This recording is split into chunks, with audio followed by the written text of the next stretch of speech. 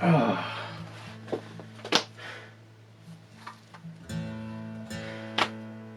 Hi everyone, it's me, Plenty. A little while ago, I asked you guys to send me questions for a Q&A video. Well, here is the video. You sent me your questions, I'm gonna answer them. Let's have some fun and read these questions. Ahem. What is your favorite way to play the game? Do you like to minimize or maximize your playthrough? What I believe they mean by minimize and maximize is, do I like to go all out when I first run and try to do everything I can, or do I try to go through it as fast as possible? My personal playstyle is to take my time, really just explore everything, look for all little nooks and crannies that I could find secrets in, look for all the hidden treasures, and just have a slow, leisurely time walking through whatever game I'm playing through. It really doesn't matter what game I'm playing for that matter. It could be any game. It could be a card game, or this game, or Radius, or anything at all really. I tend to take my time and just enjoy the process. Look for all the little details that whoever made the game put in. I honestly feel like if I don't do that, I'm not appreciating the game for what it is. It takes a lot of work to make a game, and if you don't stop and smell all the pixelated roses, you're just not having fun. What is your favorite type of bread? My favorite type of bread is bread. My favorite type of bread is rye bread. I like the larger loaves that hold more on your platter. I also like a good multigrain bread that can come from a fresh bakery, like a small town bakery, not a really big supermarket. I like fresh bread. Also, pumpkin bread is very good too. What would be some items you would want for Into the Radius 2 in terms of guns and attachments? Now, Into the Radius 1 didn't have this item, but I would really like to see some bipods. Both in real life and in VR games, bipods help a lot. The whole purpose of them is to stabilize your rifle as you're aiming for long-range targets, and if the developers could find a way to integrate a bipod system for the longer-range rifles, that would be really nice. So if I had to choose one attachment to include into the game, it would be a bipod. In terms of guns, I mean, my favorite gun is already there. I really can't think of much. I mean, in terms of Into the Radius 1, I thought they had a perfect selection of firearms. There was such a good selection. I honestly can't think of any guns that I would like to add. They kind of covered all the basics.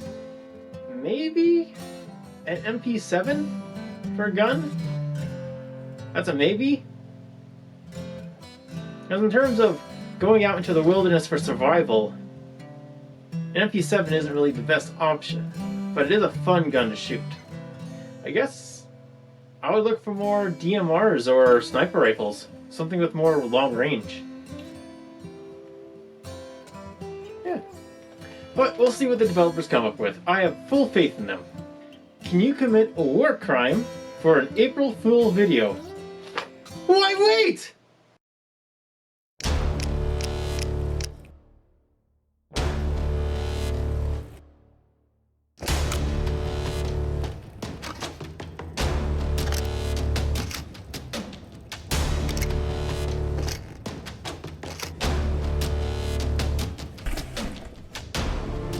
Let's do this. Wait a minute. What war crimes can I actually commit in this place?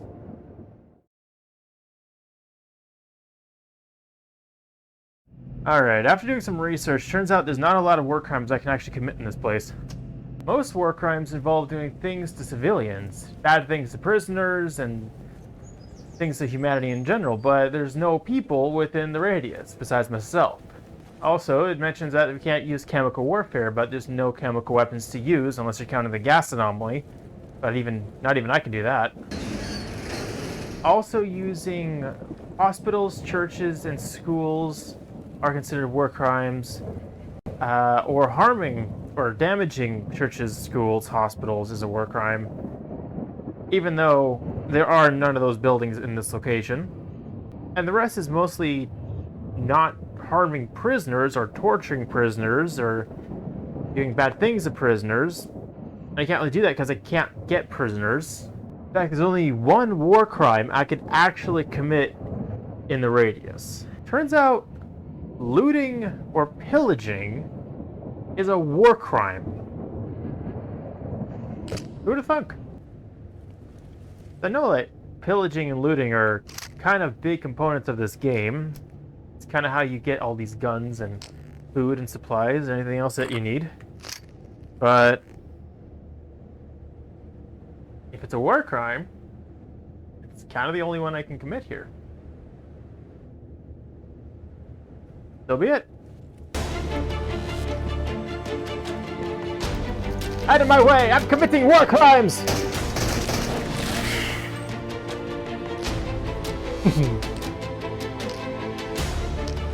War crimes.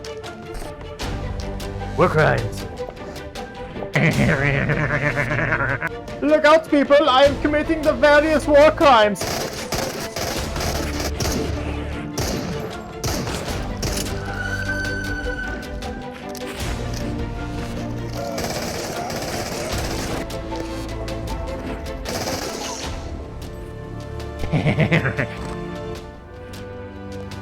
Oh. Crimes, war crimes, war crimes, screw you, war crimes, war crimes, war crimes! Yeah! War crimes! War crimes! War crimes! Peekaboo! It's war crimes! War crimes! Ah! War crimes! War crimes!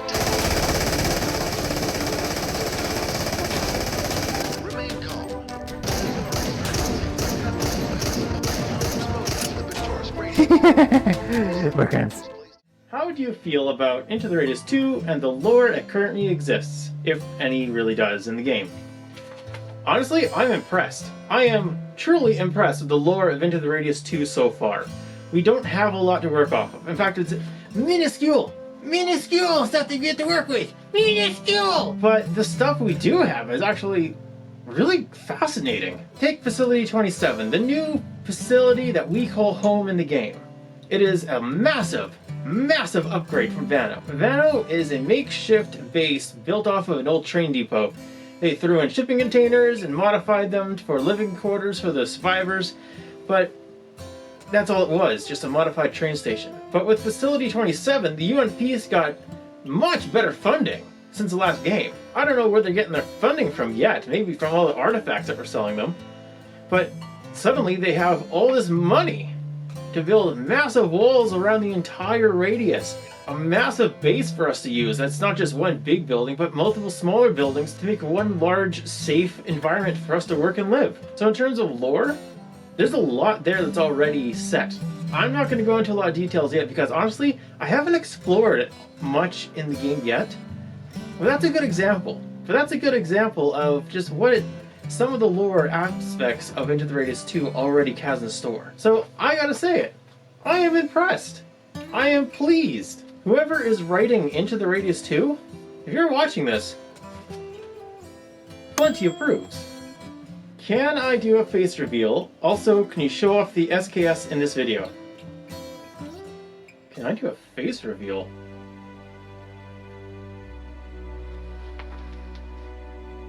No. Honestly, I like the idea of the masked character, so no. Think about it like this. In the video game Halo, Master Chief never takes off his helmet. Everybody loves Master Chief. In the TV show, Halo, Master Chief takes off his helmet. Everybody hates the TV show. There's a certain appeal to the masked character, the mysterious guy with the mask on that you never see the full face. And yet, the mask is the character. It's an incredible little phenomenon of media that you have the masked vigilante, the mysterious guy in the corner. You never see his full face. Zorro, Master Chief, multiple characters from Star Wars. Everybody, all these guys have their faces covered with a mask or a helmet, and that is just part of their character. So, as part of my character, the mask, is me. What is your favorite theory for the Into the Radius 1 ending? And most funny theory? So, there are lots of different theories about the Into the Radius 1 ending. At the very end, you are faced off with the final entity who gives you all the information about who you are, what you are, why you are there. And even when they explain this all to you, it's still kind of vague and leaves you with a lot of questions. It's kind of unsettling as an ending, and yet it's all part of this fantastic mystique and mystery of Into the Radius. I don't think I have a favorite ending, and I honestly don't think I have a funniest ending, but I would say the ending that makes the most sense is we are guinea pigs. The Radius created us in the matter of we are there for its experiments. It's trying to get something out of us, and we don't know what it is just yet. But whatever the entity is trying to get out of us, it must be important, because we're not the first explorers, and we're certainly not the last. So, if I had to give a favorite ending, it would be the we are guinea pigs. We are experiments. Take that as you will. And the most funny theory? Probably the simulation theory. I've always laughed at the idea of, it's all a simulation! So then, that's it? It's all fake? That's the whole lore? Everything's fake, nothing matters! Sorry, that's not good enough for me. Because frankly, even if it is a simulation, it's still real to us. It's still there. We still interact. We still get shot. We're still exploring this vast wilderness. Even if it is just a simulation, we're still experiencing it firsthand. It's our world. It's where we woke up. So the idea of it's nothing more than just a fake simulation has never been really satisfying to me. What games do you enjoy playing outside of VR? I really like car games. I like the Forza series, Need for Speed, just games where I can drive around, have a little fun, and just relax. I find car games really relaxing. I also enjoy my fair share of shooting games. Personal favorites are the Ghost Recon, like Ghost Recon Wildlands. I'm currently playing through Sniper Ghost Warrior 3. I enjoy shooters that require you to do more than just run and gun really fast. I like the ones that make you stop and think. And exploring, it's fun. I also enjoy Legend of Zelda. I like Splatoon. Mario games like Mario Kart, Mario Party, they're always fun. And I would say Assassin's Creed is probably my favorite franchise, but I still can't play the new games. I have to play the old ones. I like the old ones the best. I play a lot of Assassin's Creed, actually. Do you ever wonder if we'll find more explorers out there in the exclusion zone?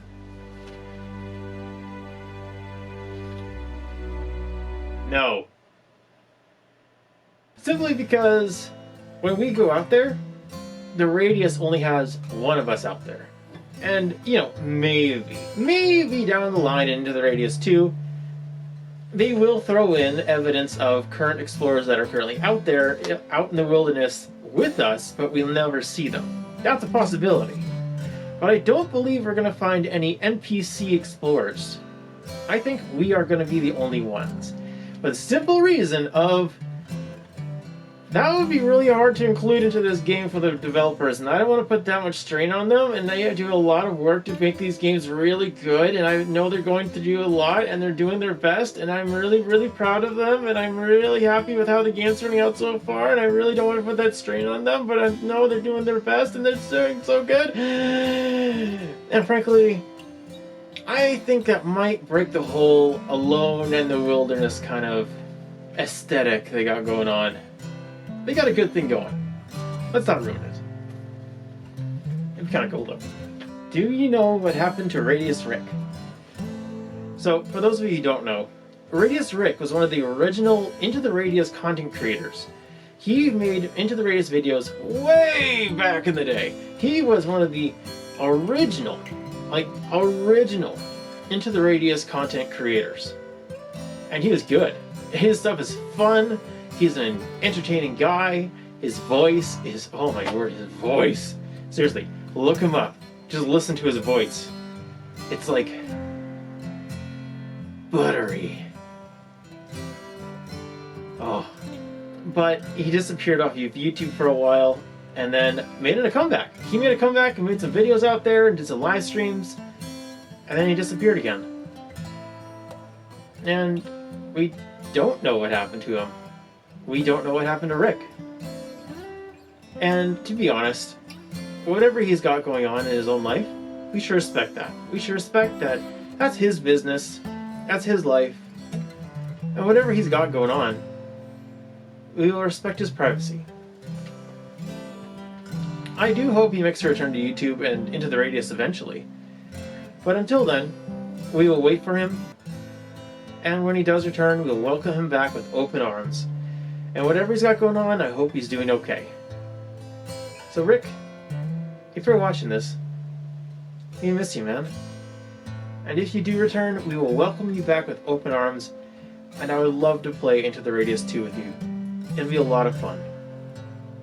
Are you going to make videos about other VR games and talk about the lore? I would love to. I would absolutely love to, but there's not a lot of options out there for me. I mean, don't get me wrong, there's a lot of VR games to play. There is a great selection of VR games, and they're all, I can't say all, a lot of them are really, really good.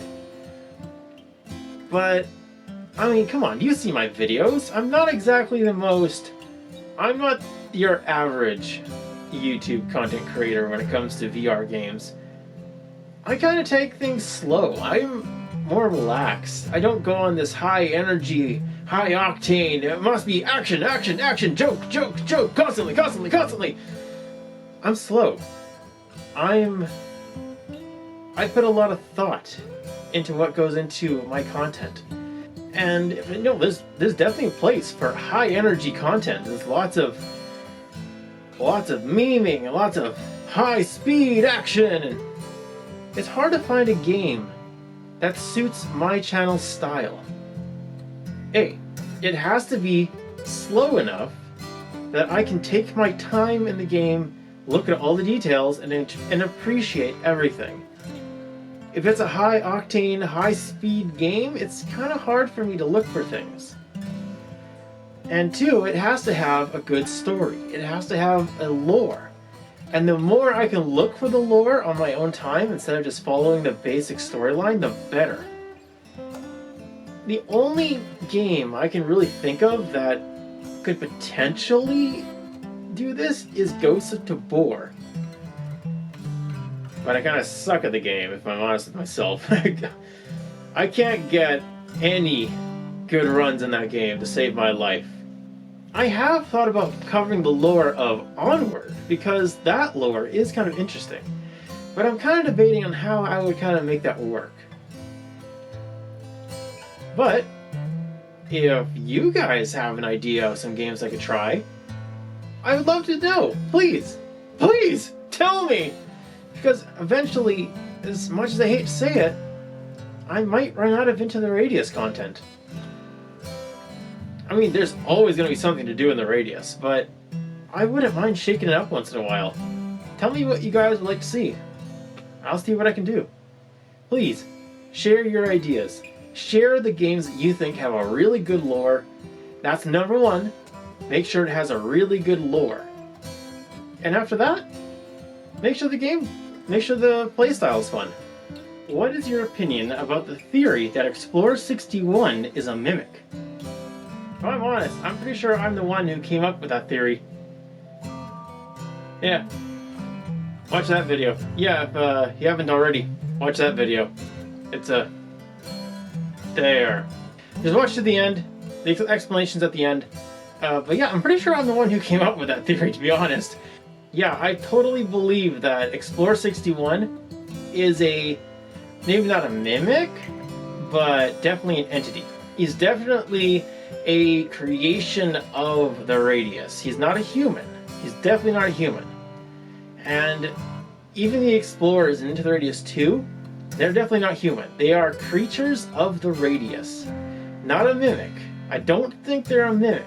I mean, if they are a mimic, they're a really good mimic, but they're separate from the rest of the Radius creatures. Anyway, I go into fuller explanation in the video in the little card thingy up here. Click it when this video is done. There's also going to be a link in the description, so you can find it there too.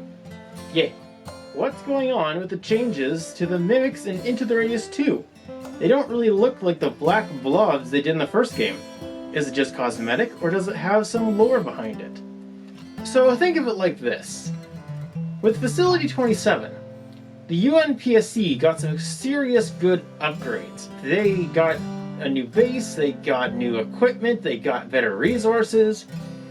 The Radius itself is actually the same. It got better. It evolved up. So the mimics that we see there are the same type of mimics, but they got upgrades too. It's not just cosmetic either. Their behavior is different, their weapons are different. They basically got upgraded themselves. And honestly, I'm all for it. Another link to a video up here where Synthetisard and I actually got up close and personal with one of these mimics. And honestly, I love the design. It looks so good. I am very excited to see what the sniper mimics look like because I haven't seen one yet. But I'm sure they're out there. Maybe. But yeah, long story short, the mimics and the Radius itself got itself one heck of an upgrade, and now everything looks a bit different, it acts a little bit different. Because don't forget, this game is set in the future of the Radius. From where we left off in the game, a good chunk of time has passed. And now, things are just different. Now, a lot of you guys are asking us stuff about the SKS, and yeah, I actually have one. Yes, this is a real SKS, just like the ones you can find in Into the Radius 1 and 2. It is a Chinese SKS, but has several Russian parts. It's actually not an original. It's made of multiple different SKSs, all kind of mushed together to make one SKS. But it is the exact same type that is found in the Radius itself. So this is my personal SKS. There's a couple key differences in the game. So one of the biggest differences are these adjustable sights. They allow me to mark my targets a little bit better at distance, making it more of a marksman rifle than an assault rifle, which is actually what the SKS is intended to be. It's meant to be a marksman rifle. And then of course we have the bayonet. The bayonet used to be in ITR 1, but they removed it because it's a bit too powerful. It's at the clip of Finance and Synth doing their thing. So I tried to remove the bayonet for the video just because I wanted to keep it realistic to the game, but unfortunately the bayonets are actually welded in. If you want to remove them, you have to basically cut them out with a torch. Now another key difference is actually the magazine. In ITR, the magazines they use are the same as the AKM. Because both those guns use the same ammo, you might as well make them compatible with their magazine types so you can swap them around. That gives the option of a larger magazine for the SKS. However, the SKS does not use the same magazine as the AKM in real life because it's got a completely different shape. This SKS magazine is actually specifically designed for this and is not compatible with any other rifle that I'm aware of. In fact, it actually uses an internal magazine system, but I removed it. It holds 10 rounds. You would slap it open, drop all your ammo, and then load it with one of these. This is called a stripper clip. What you do, slide it into this little slot, push all the ammunition straight down into your thumb, and it will load into the magazine. I'm not a fan of these. They tend to jam up when I'm trying to reload. So I actually modified my SKS to be able to use SKS magazines. Basically all I did was remove the internal magazine and swap it for external magazines. This allows me to reload faster and honestly it's just so much easier. But because of the internal magazine, they had to include this growth to basically fill the gap. So you slide that part in first and close the gap. because of this little bit here, that's where the internal magazine's hinge was. That's where it would fold out and allow the unused casings to fly out of the, basically just drop out of the gun. Unfortunately, it just leaves a big hole whenever you bring a magazine into the picture, so they had to include this to kind of fill the gap, and that actually helps hold the magazine in place then. So that is probably the biggest difference with the SKS in real life than in ITR. Unfortunately here in Canada, I have to say it's for legal reasons, all of my magazines are currently pinned to 5 rounds because legally we can only have 5-round magazines for semi-automatic rifles. So legally, this is pinned, it's only 5 rounds in here. You got that, lawyers?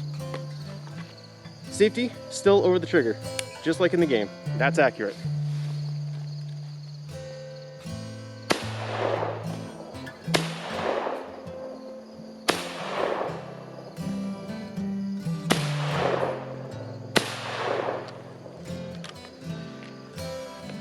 To remove the magazine, there's a little latch down here. That you don't have to do in the game. It takes 2 hands to do.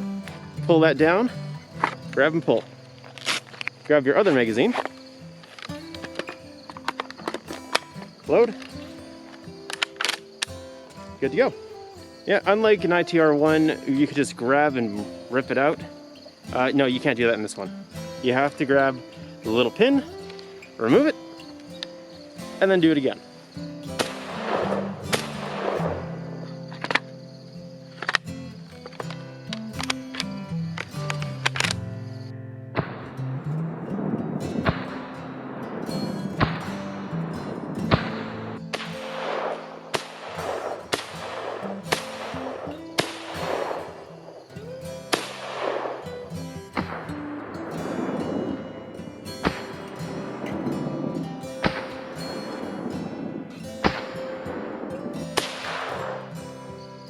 And that is the SKS.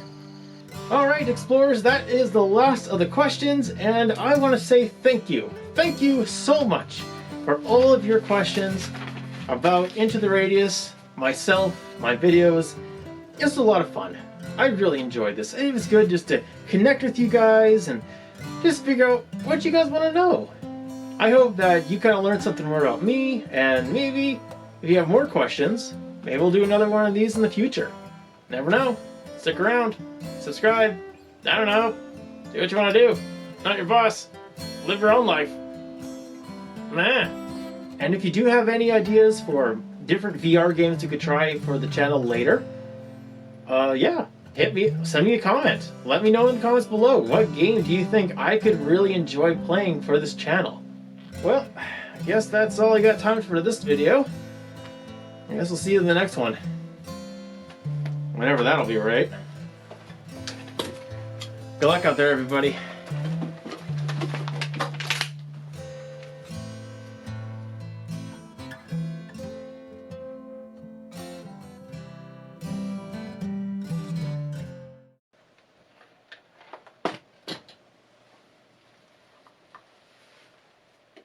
All right.